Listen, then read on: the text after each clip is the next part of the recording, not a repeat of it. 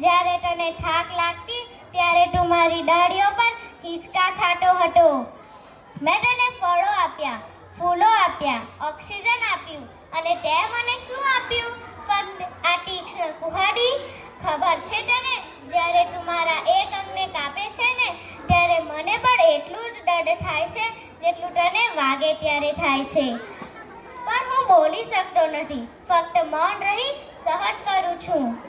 પણ યાદ રાખજે, આજે હું ના હોઉં તો કાલે તારું અસ્તિત્વ પણ જોખમમાં મુકાઈ જશે.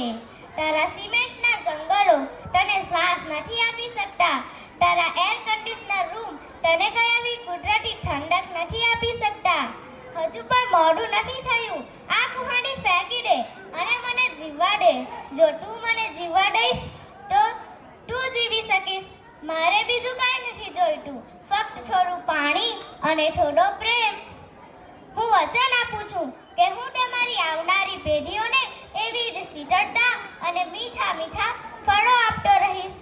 વૃક્ષો છે તો જ જીવન છે.